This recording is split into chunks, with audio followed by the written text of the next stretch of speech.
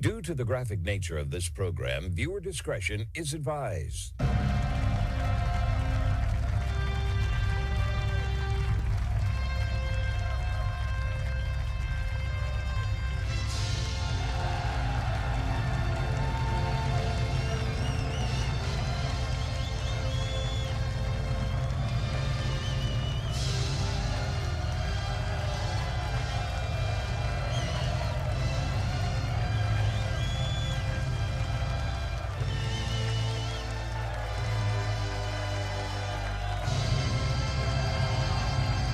Welcome to the Marco Dre Show, everyone. It's Tuesday, December 16th, 2025. Thank you, everyone, for tuning in today's show to hear all the relevant groundbreaking news here in America and around the world, the only show where the facts are facts and hard truths thrive. Please don't forget to follow the show wherever you might get your podcast from. It's available now on all streaming apps for your listening pleasures. And be sure to share with as many people as possible so we can make thinking great again right here in America. Hope everyone's ready for the best hour radio has to offer. Uncensored and ready to go as always. I'm fired up and ready to go. I hope you are too. I've got a lot of great articles lined up for you today. We'll talk about the incompetent EU later in the show and what they have in store for Russia. And a startling childhood vaccine study that was published not too long ago, you'll find very shocking as well. And the possibility of yet another government shutdown for this January. All great articles ahead of you, but I really want to start off my first topic today here in the Associated Press. Okay? Now, most of you probably know by now, Rob Reiner had died on Sunday, he along with his wife in their Brentwood home and by murder. Now, it's alleged that their son was the culprit. He's being held right now without bail. It certainly came as a shock to me to hear this Sunday evening. Some of you are probably saying to yourselves, well, who cares? He's a leftist, right, Gervais? Who cares? He hated Trump. He wanted to take him down. All valid points. I don't disagree. He didn't like Donald Trump. He did not like MAGA. And in America, you don't have to. You can like what you want. You can dislike what you want. You can love it, hate it, whatever it is, so long as it's in the confines of law. I didn't like the vulgarity, calling President Trump Hitler or a fascist, but we have freedom of speech for a reason, don't we? I don't like those terms. I don't think we should be calling people things like that. But beside the point I want to make with this, let me get into exactly what happened here. And again, this is very, very shocking. The 32-year-old son is the main culprit here. Nick Reiner. He was a drug addict. He suffers from mental illness. And it's not immediately clear what charges he's going to be facing, but he was a person of interest very, very soon as a result of finding out that both he and Michelle were slain in their home from stab wounds. And representatives for the Reiner family did not immediately respond to a request for comment, but it wasn't immediately clear if Reiner had an attorney who could speak on his behalf. We haven't really heard from that. We just know now that he was being held by no bail. And originally, it was set for $4 million. That is a hefty bail, I'd have to say. So there probably is a lot of substantial evidence linking it to him. I believe they were found by their daughter, if I'm not mistaken. But a very, very tragic thing. And again, like Rob Reiner, don't like Rob Reiner, it's not for me to say. But the idea that we should just mock him after he's been killed or just blow this off like it's not a big deal. I mean, he was a successful Hollywood director. He was an actor. He was very well known for All in the Family, his role as Meathead. But he directed some really good films, A Few Good Men. This is Spinal Tap. He actually did a really good movie, too, called LBJ that came out in 2016. Very good movie if you're a history buff like I am. I like stuff like that, so I tend to enjoy it. He also did, like, When Harry Met Sally, things like that. I mean, he had a very, very big career over a vast, eclectic background of movies that he produced. And, of course, directed. So, again, he left his mark in the film industry. I appreciate film. But Trump came out yesterday, and I don't understand the purpose of this, why Donald Trump did this in a moment when he could have brought the country together. He came out with this tweet, and I will read it to you. I don't like this is said, but Here's what he said. A very sad thing happened last night in Hollywood. Rob Reiner, a tortured and struggling but once very talented movie director and comedy star, has passed away, together with his wife, Michelle, reportedly due to the anger he caused others through massive, unyielding, and incurable affliction with a mind-crippling disease known as Trump derangement syndrome, sometimes referred to as TDS. He was known to have driven people crazy by his raging obsession of President Donald J. Trump, with his obvious paranoia reaching new heights as the Trump administration surpassed all goals and expectations of greatness, and with the golden age of America upon us, perhaps like never before. May Rob and Michelle rest in peace. So, obviously, he's speaking from, a condescending tone there. Obviously, the two did not like each other. I've always been taught if you can't say anything nice about other people, don't say anything at all. This reminds me when Rush Limbaugh died, right? Some people came out and, said things they shouldn't have. And I remember I was listening to Dave Ramsey that day, and he talked about how influential Rush was in the whole conservative talk radio movement, and of course in his career as well. And he said, you know what, a lot of people are going to come out, they don't like Rush, but, take your advice that your mother once gave you. If you can't say something nice at all, don't say anything. And if President Trump couldn't come out and say something, remotely understanding or with any sympathy, he shouldn't have said anything at all. There's no need for it. This was a time where he could have brought Americans together. See, look, the president doesn't like Rob Reiner, but he's at least coming out and showing his condolences to this family. Again, the man has a family. He's got friends. Obviously, he has children. And this is a troubling time for these people. You have to understand that. And to come out and just simply mock it like that, to me, it was just simply distasteful. People say, well, it was just meant to be ironic because how the left treated Charlie Kirk when he died. And I understand that. I'm opposed to that completely. What they did was disgusting, the people that mocked Charlie after he had been assassinated. It's uncalled for. But we go and do the same exact thing now? That doesn't make us any different than them, folks, does it? He was asked on Piers Morgan, this is Rob Reiner, he was asked his reaction to Charlie Kirk's death. Now remember, Rob Reiner does not like MAGA. He does not like Donald Trump. He is not a Republican. But Piers asked him, what was your gut instinct? What was your initial reaction when this awful thing took place? And this is what he had to say. Well, horror. Absolute horror. And I unfortunately saw the video of it, and it's beyond belief what happened to him, and that should never happen to anybody. I don't care what your political beliefs are. That's not acceptable. That's not a solution to solving problems. And I felt like what his wife said at the service, that the memorial they had, was exactly right. Now, did that sound like someone who was championing the death of someone they disagree with politically? Quite the opposite.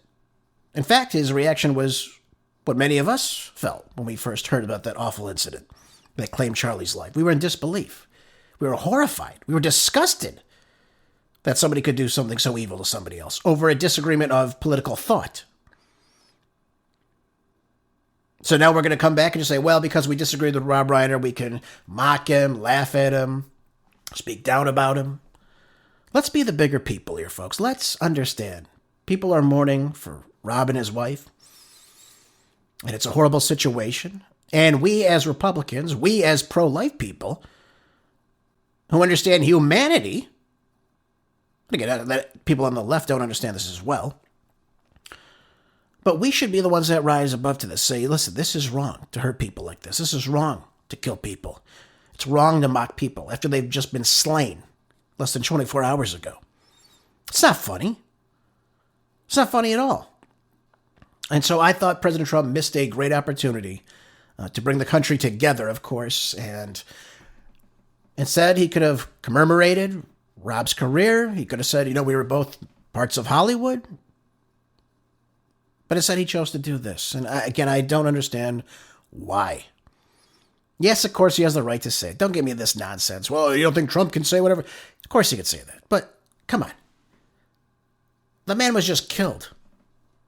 And you're going to come out and say things like that in a mocking way and then refer to yourself throughout the entire post on Truth Social? Again, I don't understand it. I really don't understand it. We could disagree with people on things.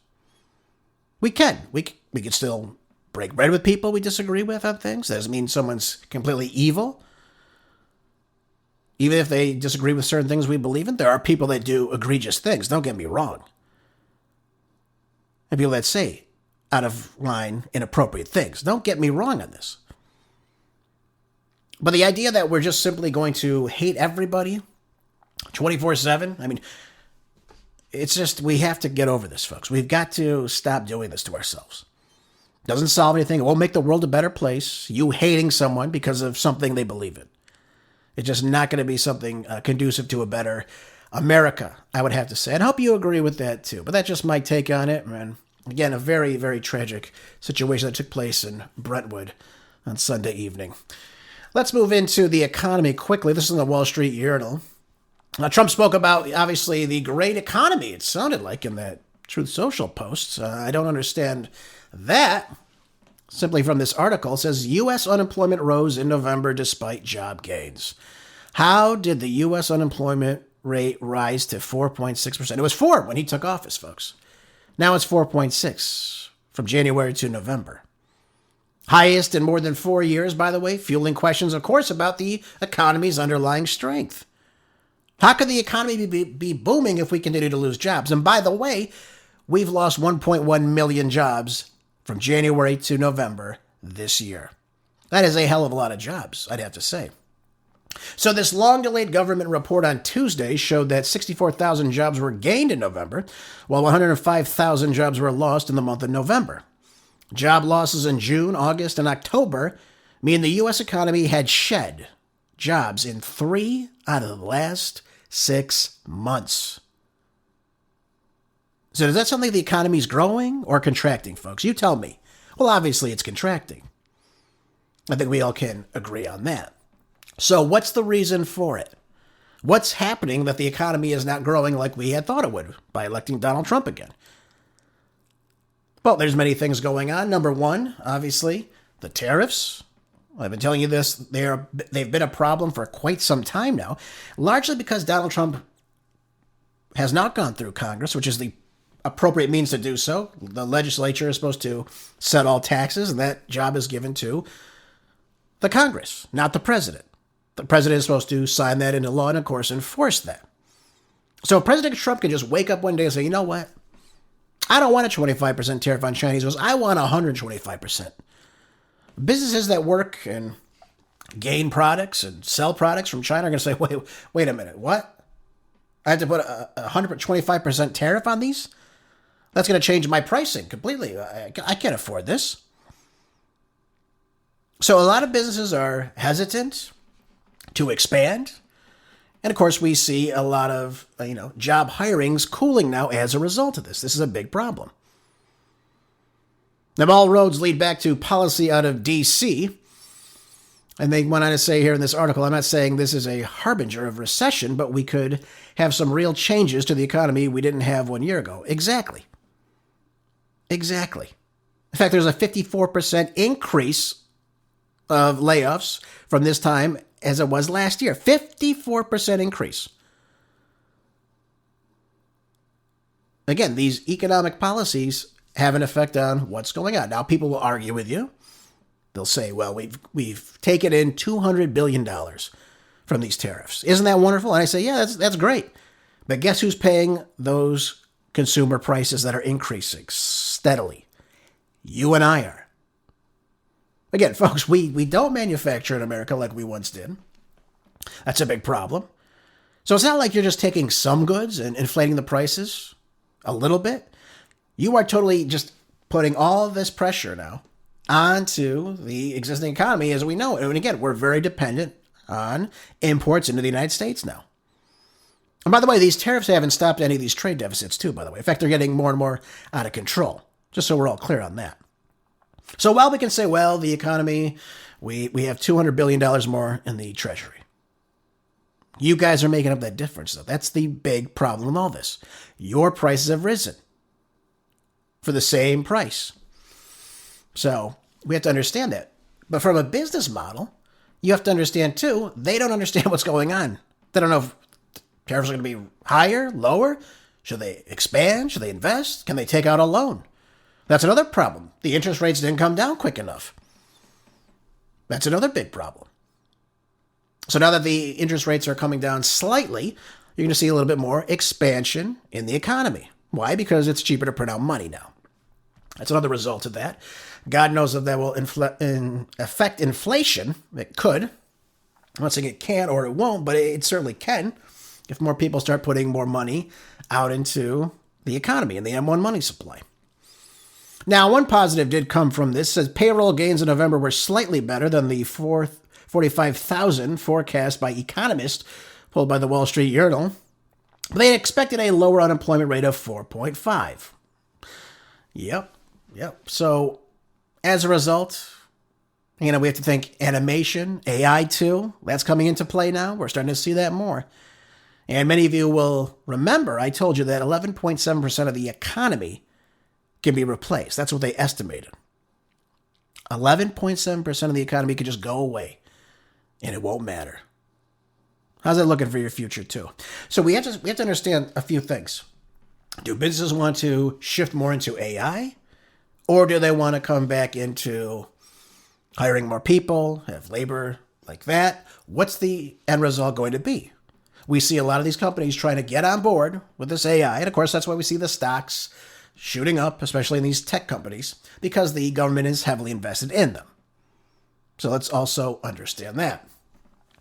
The one thing I will say about this, one thing we need to start doing, and you've heard me say this before, I said we need to get manufacturing back here in the United States.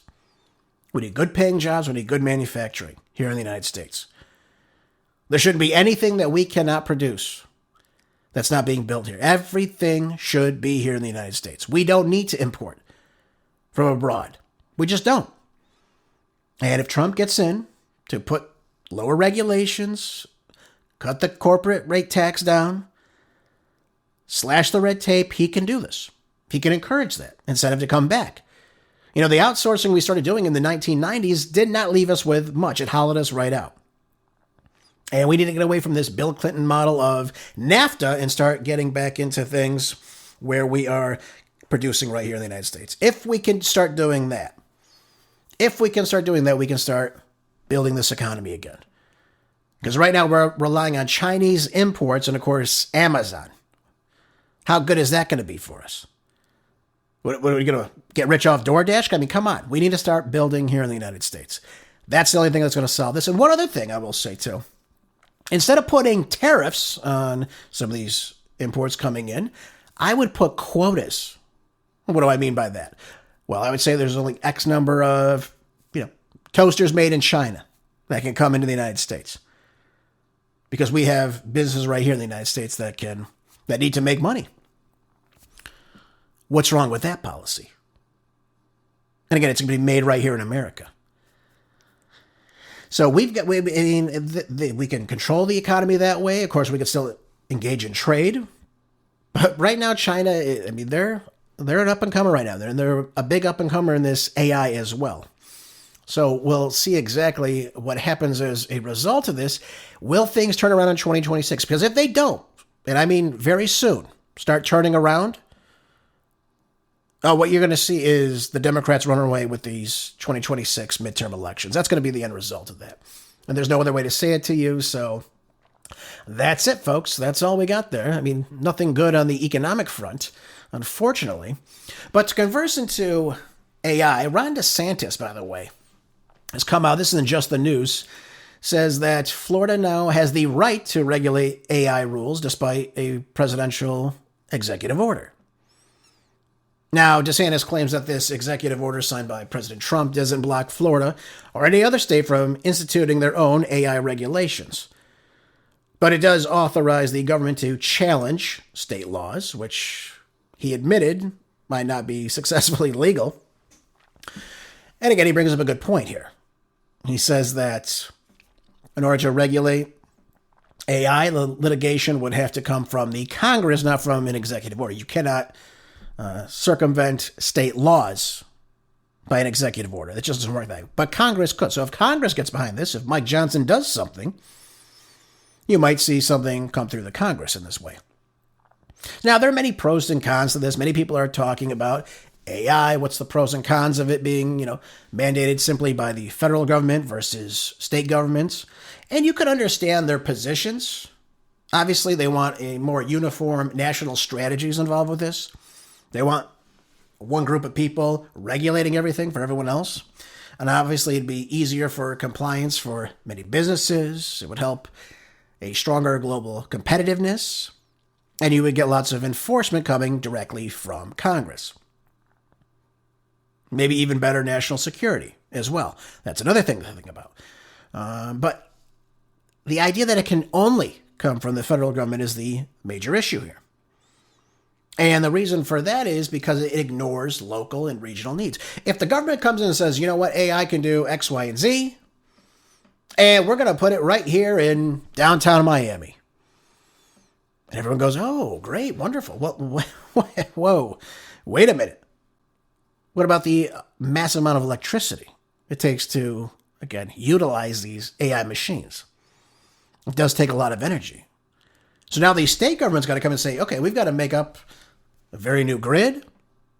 We've got to find more resources to, again, fuel this. Otherwise, there's going to be dramatic effects for the people that live in this region.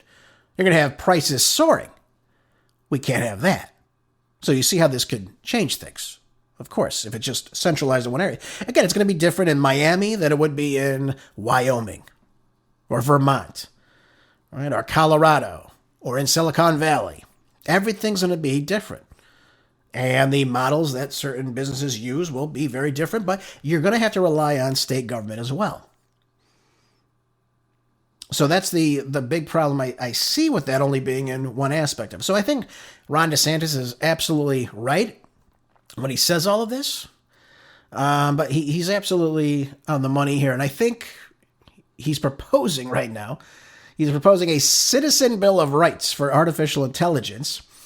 And he says it would include several guardrails for Americans, including protection for children from deepfakes and banning AI from using an individual's name, image, or likeness without permission. So he's looking for data privacy and things of that nature. We already start to see some of this already, folks. Right? We see some of these videos. We're like, is that real or fake? We can't really tell. Now, there are ways people can figure it out, of course. But the idea that we're going to just simply give it to the government, obviously, the legislative process would take a bit longer, I think, than versus the state government as well. So he's looking from a perspective, he's got to protect the people of Florida. Floridians need to have someone who is going to work on their behalf. And he's absolutely right about this. He brings up many good points as a result of all this. He spoke, I believe, with Yale University, at the Buckley Institute, their annual conference. This is from Forbes. And this is what he had to say. Take a listen from November. The thing that conservatives have to wrestle with is the proper approach to artificial intelligence. If you look at what's going on, it's a handful of very big companies that are driving most of this. This is not purely market-driven. You know, they are seeking subsidy, they are seeking guarantee. They even tried to get through Congress a 10-year moratorium that would strip the rights of Florida and all other states from doing anything related to AI. And I think it's because they want to drop data centers wherever they want. They want to be able to go. When they do the data centers, it takes up as much power as a city of 500,000 people. That is going to cause more costs for average folks. And so that's not purely market-driven. They want some, and we should not, as conservatives, be supporting a set of policies where I think the inevitable outcome that they want to do as a risk mitigation strategy is make it too big to fail. He's absolutely right. Absolutely right. We know how slow D.C. moves. We see how slow these courts move. But you heard him, a 10-year moratorium. I mean, come on. We've got to regulate this to a certain effect. Are we going to be protecting jobs too? We've got to ask that question. Who's going to do that? Is it going to be just the federal government? Is it going to be the state government? How is this going to affect our daily lives? It's a big question. When I tell you 11.7% of the economy can be wiped out with AI or automation, that means a lot. You have a huge swath of the population that may not find work. What does that mean then? What are the ramifications of that? Universal basic income, which we've heard Elon Musk talk about. Yeah, something tells me that's not going to fly too well, folks. Just an idea. Just an idea. So I like Ron DeSantis' thinking ahead, how we need to be kind of keeping up with AI, and that it really needs to be both a federal, yes, we could have certain regulations from the top, but like anything, these states should have a say in how it's going to work in their individual state. And again, it's going to be different in terms of what kind of model they use for each state. I think it's going to be different in Florida than it is going to be in Wyoming. They shouldn't just be one size fits all. That's what I'm trying to say about that. So I think he's absolutely spot on about this, and I really like that he is taking the initiative to do that. And by the way, 2028, do you think Ron DeSantis is going to run, folks? I think so. I think he's getting ready. I think he's trying to, obviously, view himself as presidential. He's taking the lead on several important issues, and he's doing a hell of a job in the state of Florida right now. I think he can certainly win the nomination. Maybe some of you think so too. Many people think it's going to be Vance. I just don't see it's going to be Vance. I really, really don't. I don't think it's going to be Vance. I really don't think it's going to be Ted Cruz or Marco Rubio either. Some people think Rubio. I can't see it. These guys have already run before. And, they run against Donald Trump. But I don't see it. I think they've kind of had their time. And I think it's time for someone new to come in. Someone new that we haven't really seen before. Now, we know Ron DeSantis. We know what he's capable of. But this guy can lead. And he has the track record to prove it. Of course, he's the one guy that can take on Gavin Newsom, the formidable Democratic force that everyone's so worried about. And again, you have Florida versus California. You have one state that's booming, that's growing, and another state that's losing population, in massive debt. The state is in major ruins, fiscal disarray, crime, homelessness, and then you go look at Florida. It's a big comparison, folks, but you have your two models set out for you, right in your face. It would look very different if you had an individual like a Rubio or a Cruz who are just right in D.C. all the time. What can they point at that they've run? Look what Ron DeSantis can point to. So it'll be very interesting. I know it's still very, very early, but I always like to talk about what might be happening in the future. Now, speaking of in the future, in the near future, I should say, this in the Hill says senators brace for another possible shutdown in January. Can you believe this? More government shutdowns? Didn't we just shut down for 43 days? Now we're going to go do it again? Over what? Healthcare? Yeah, that's what they want. It says liberal Democrats in the U.S. Senate are fuming that Republicans blocked a proposal to extend subsidies, which are due to expire in January through 2028. They're not happy about this, folks. They can't get their illegal aliens now. Right? That's a big problem. They want that. It's a major win for them that they give free health care to people. It says a group of 8 Democrats, mostly centrists, voted last month to reopen the government in hopes that Republicans might agree to a bipartisan compromise to prevent health insurance and their premiums for plans on the Obamacare marketplace from soaring by double digits. Ladies and gentlemen, I broke this down for you last week. It's already soared by double digits. Look at the premiums in 2014, 2013, when it first got initiated in 2011. The prices are up for a family, 70%. I think in the individual, if a single payer system for just one individual is 60%. So it's already soaring by double digits. It doesn't matter. And we also know there's fraud wrought within the entire system as well. That's another major, major problem with this. Now there are talks of just giving people money in an account. Oh, I'm sure that's going to go over well. Do you realize, though, that healthcare insurance and the healthcare system just see this and they froth at the mouth? You're going to give people X number of dollars? How many? Really? Every family gets this much? Great. Now we can set our prices even higher now that you're just going to hand this money over to people.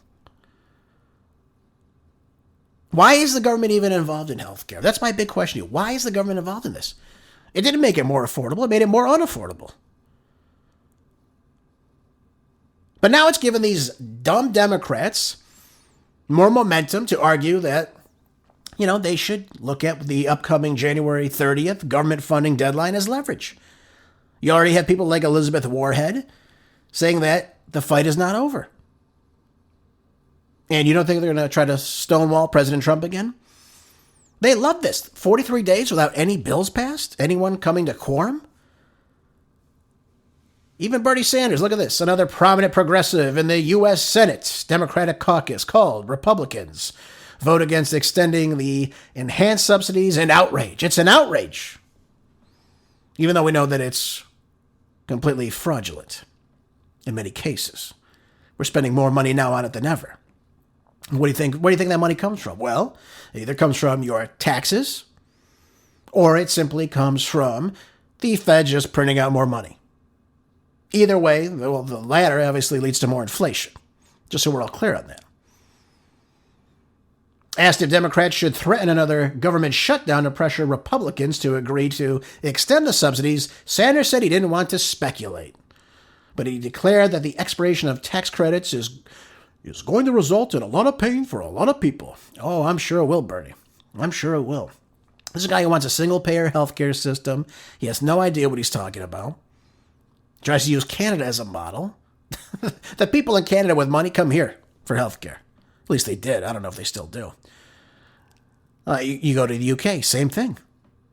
Thomas Sowell once was talking about single-payer healthcare in Cuba, UK. And he says there are times where women will give birth in the hallways because, well, there's no incentive to go and serve anybody because it's all funded by the government. Do you see how that's similar to our welfare system and how we take care of things? Oh, it's funded by the government. We don't need to worry about a thing. We can, destroy it, let it crumble, spray paint, this and that. We don't need to take care of anything. Let it rot. Let it go. Let it go. Who cares? It doesn't matter. Same thing goes. The nurses will get to it whenever they feel like it. If you have your kid in the hallway, so what? What are you going to do? You're obviously going to do nothing. When you have a system that's based on capitalism, I come to your hospital because your hospital will provide me the best services. Your hospital is going to be the one that makes money if you provide those services. But if everyone has to go to the same exact DMV-like structure, it's a complete mess, there's no incentive to do anything. Hey, they'll take their damn time with you. They don't care. You have to wait outside for 8-10 hours? Doesn't matter to them. Miss your turn? Doesn't matter to them. We have to create incentives in this country, folks.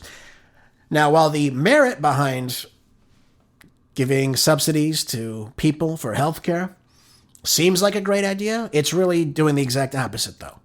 It's bringing up more costs. Now, the article goes on to say Congress's failure to extend the enhanced subsidies means that an estimated 4.8 million Americans will lose healthcare coverage in 2026. More than 20 million will see their healthcare costs rise dramatically. Well, no kidding.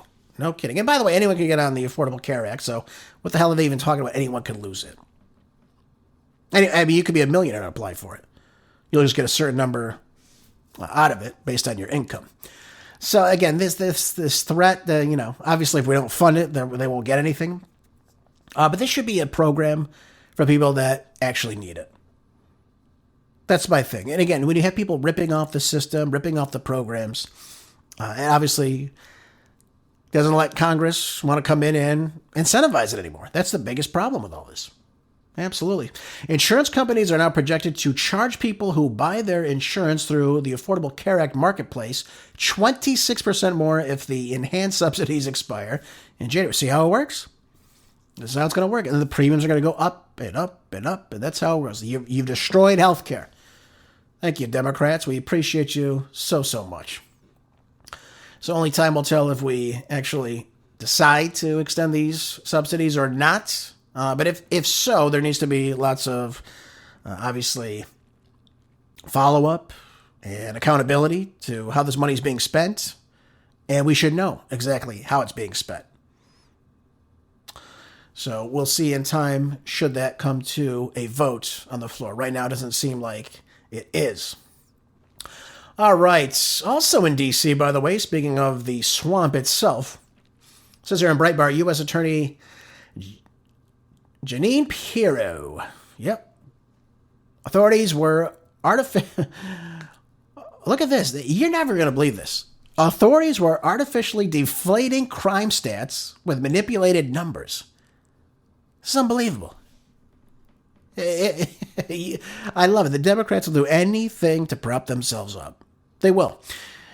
So she came out on Monday and revealed this widespread misclassification of crime reports that made DC's crime levels appear lower than they actually were.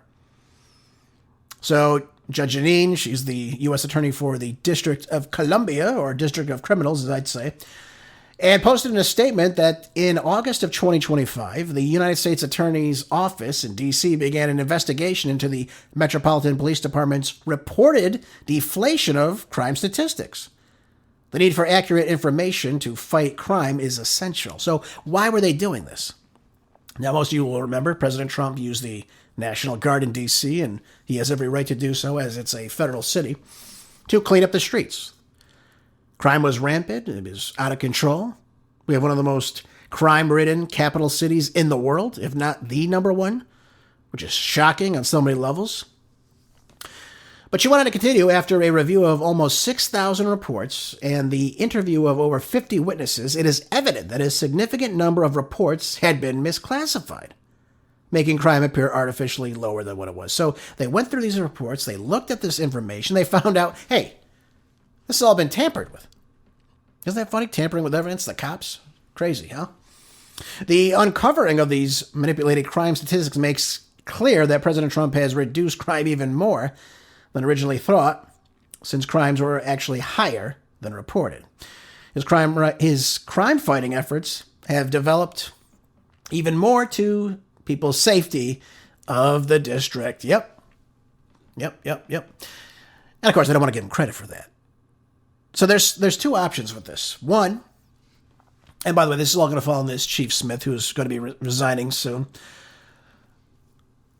Here's the problem. You don't arrest people when there's problems. I saw this personally in California when I lived there. After a while, when you change the laws and you give people a slap on the wrist for things they should be held accountable for, look at all the people that are going on killing people right now. Arrested 15 times, arrested 72 times, arrested 48 times, multiple felonies each, and they're out in the streets. How the hell does that happen? Same thing with this. They don't arrest people. They let people go. They defund the police.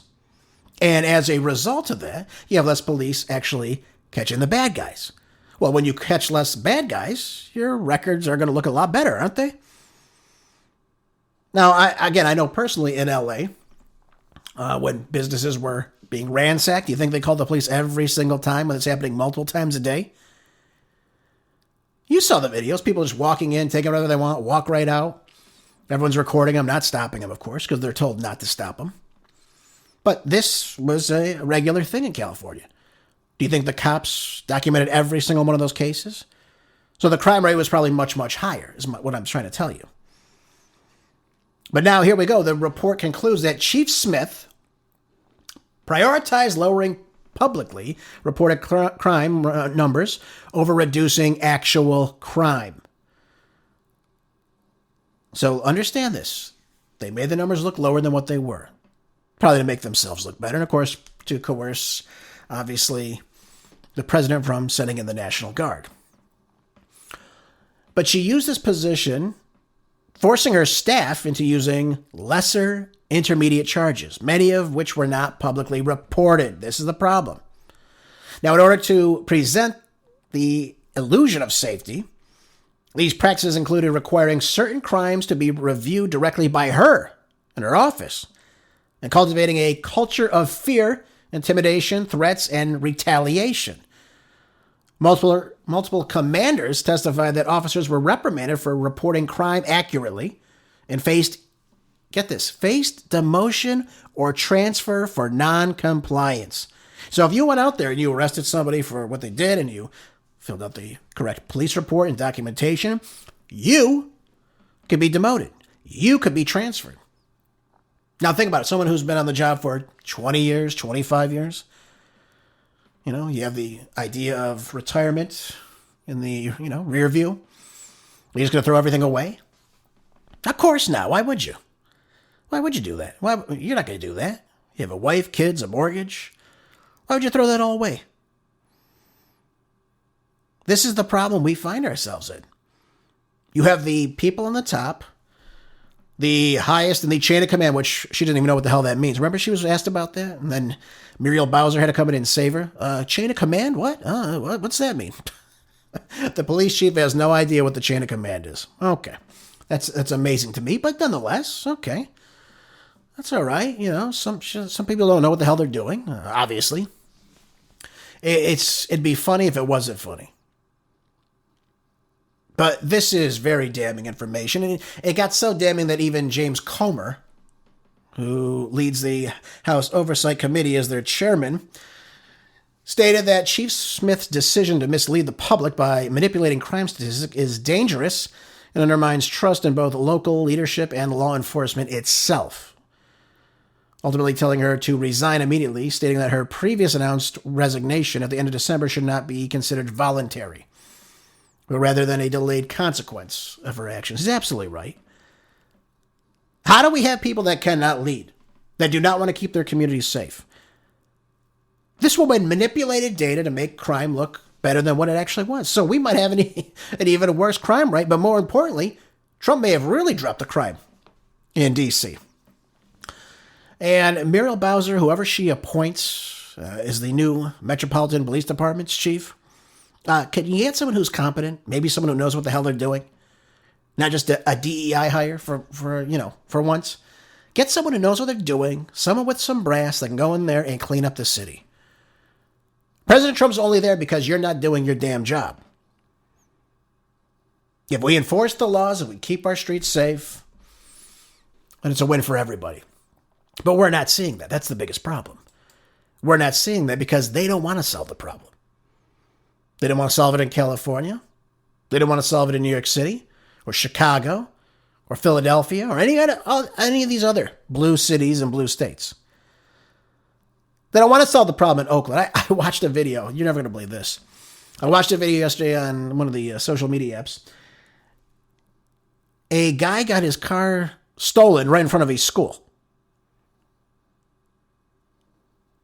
And I'm sitting there going, look, there's a crosswalk guard standing right there.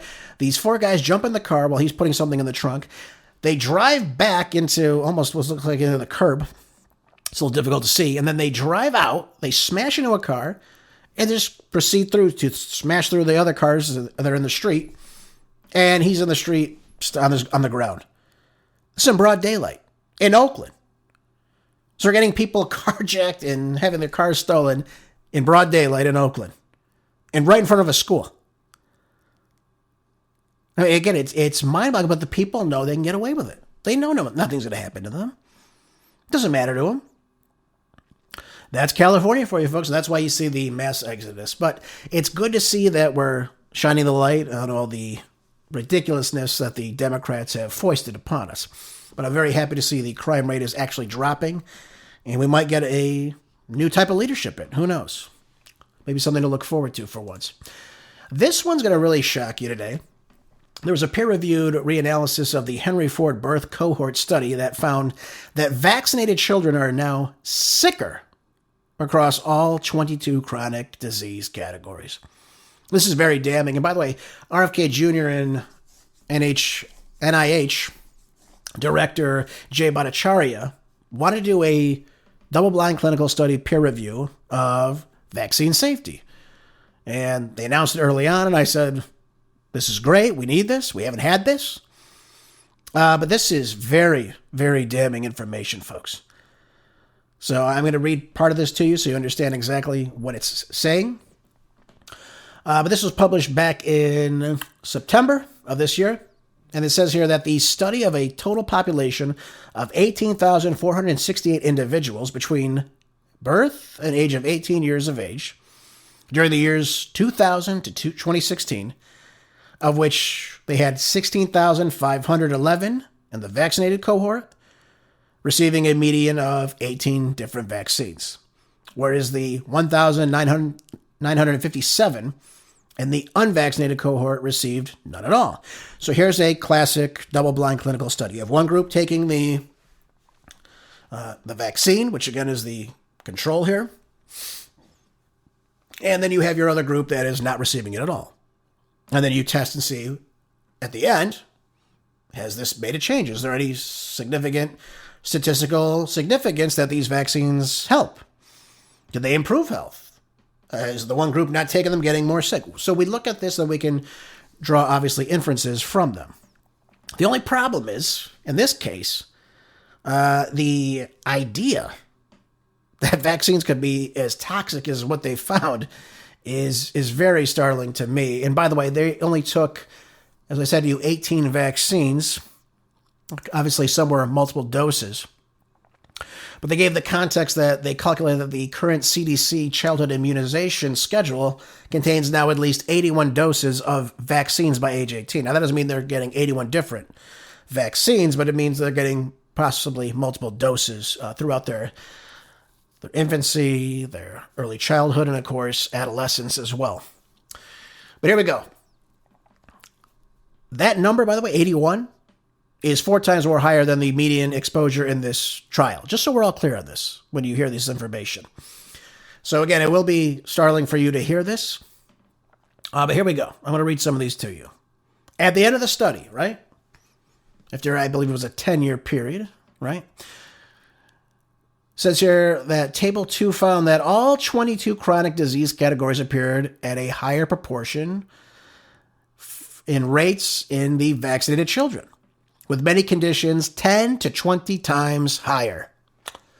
That is crazy, isn't it? And again, they look at some things like chronic health conditions, asthma, autoimmune diseases, cancer, diabetes, food allergies, neurodevelopmental disorders like ADHD or behavior disabilities, learning disabilities, intellectual disabilities, speech disabilities, motor disabilities. So they look at 22 different categories like this. Okay? And as a result, you're going to find that this is, I don't know who this is helping. I got to be honest with you. So the chronic health condition, 3.5 times higher in the vaccinated. Asthma, 6.35 times higher. And by the way, these percentage increases are insane too. They're all double, triple or even quadruple percentage increases. This is crazy. Autoimmune disorder, 12.2 times higher. Brain dysfunction, present only in the vaccinated. Cancer, 1.54 times higher. Diabetes, present only in the vaccinated. Food allergens, 2.28 times higher in the vaccinated. Mental health disorder, 7.96 times higher. ADHD, presented only in the vaccinated students, or children rather. I'll hold off on autism for just a second. Behavioral disability, present only in the vaccinated. Learning disability, presented only in the vaccinated. Intellectual disability, present only in the vaccinated. Speech disorder, 9.03 times higher. Ugh, look at these. Motor disability, 9.1 times higher. That's an 810% increase in these groups. Tics, present only in the vaccinated. Other psychological disability, present only in the vaccinated. Neurological disorder, 1.26 times higher. Seizure disorder, 3.16 times higher. Or 216% increase over the two groups. I mean, this is insane. This is really crazy when you look at the data and how one-sided it is. It's not like it's close. We can say, okay, well, maybe the vaccine helps a little bit. It's the exact opposite. These kids are sicker than ever when you look at this. But here's the damning part through all this. And if this didn't answer RFK Jr.'s question, do vaccines cause autism? I don't know what will. But it says here, our reanalysis shows that the conditions which collectively form the clinical profile associated with autism spectrum disorder included autism itself, ADHD, developmental delay, speech disorder, learning disability, neurological impairment, and related diagnoses occurred at a, get this, 549% higher odds in the vaccinated children compared to those who received no vaccines. You don't think there's some correlation there, folks? You don't think there's anything related?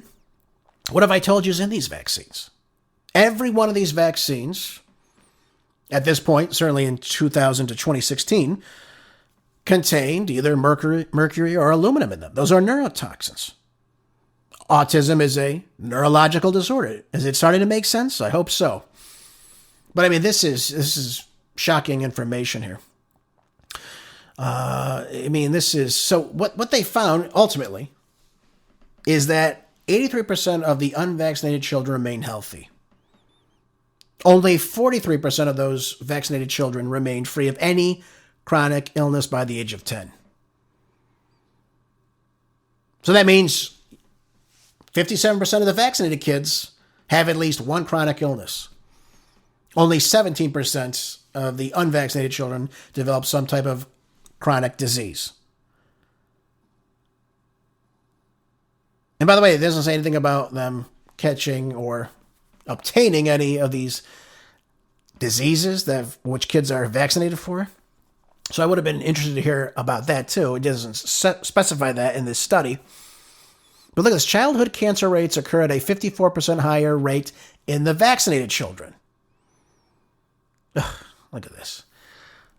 All 22 common chronic diseases categories were more common in the vaccinated. And the autism-associated neurological development disorder and condition were 549 times higher in the vaccinated cohort. Folks, 81? These kids only took 18. Can you imagine if you're taking 81 shots?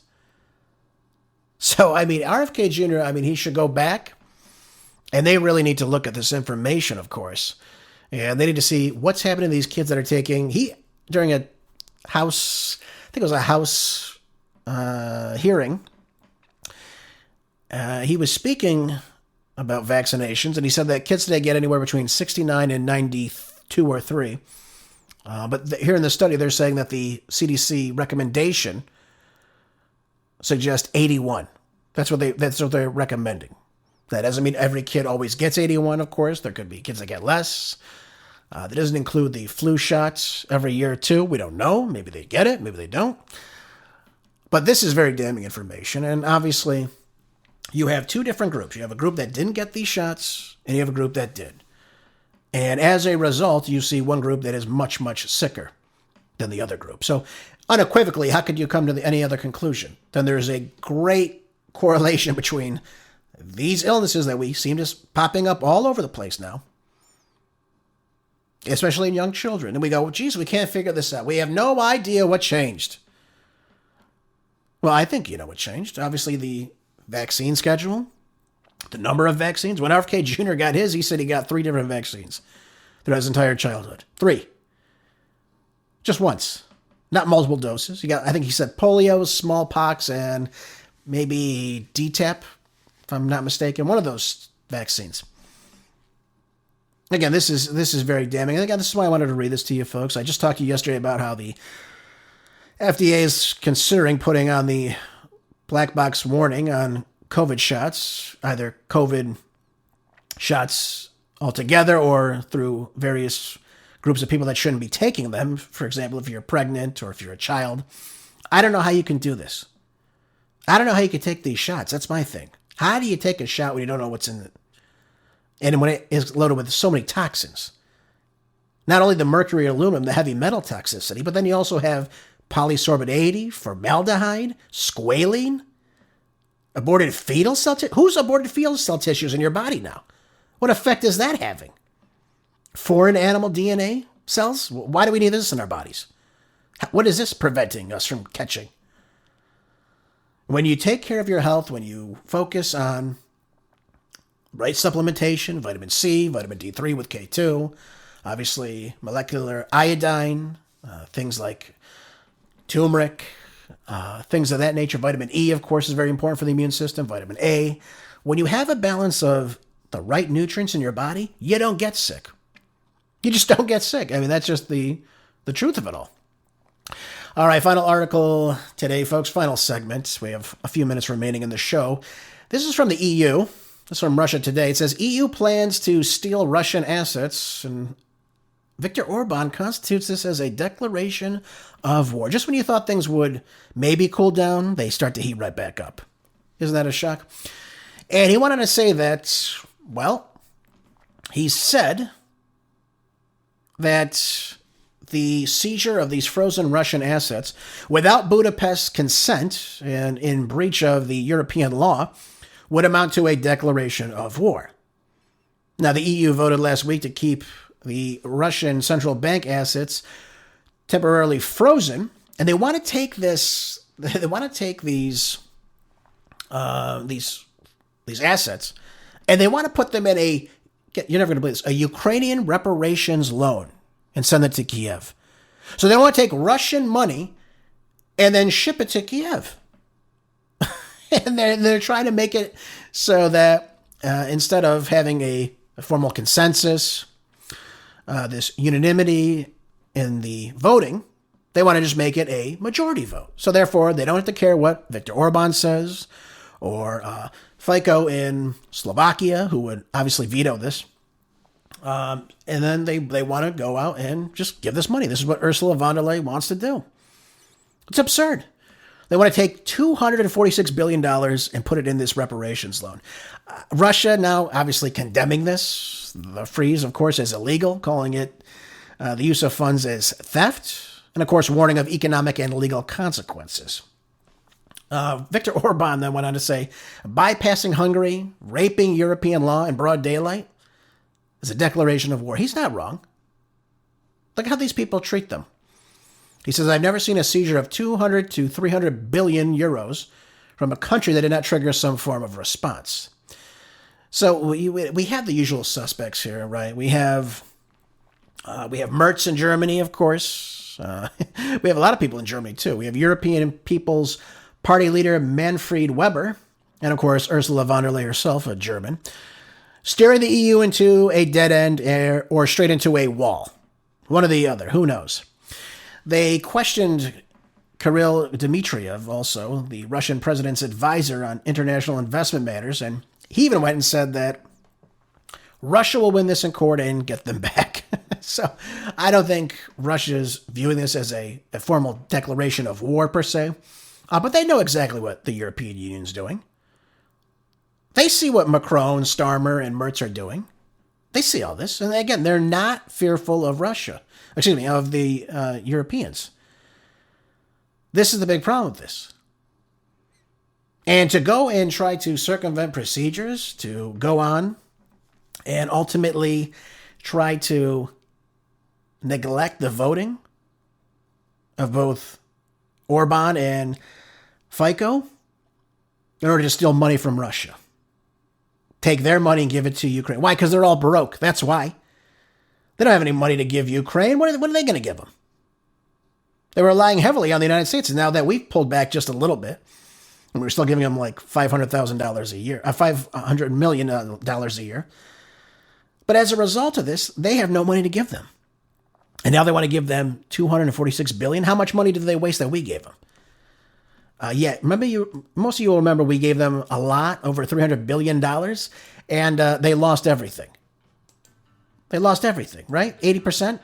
They had no idea where it went. You tell me how that makes any sense. Yeah, folks, the money's going in the wrong direction here. I think you understand that completely. Folks, thank you again for being here. I appreciate you so much. I hope you learned a lot today from today's show. The articles will be posted on the podcast as well. Don't forget to share with some people and some friends to help spread the truth, of course. And don't forget to make any changes in your life, right? Changes start in your home, so make sure you're starting to be sufficient at home.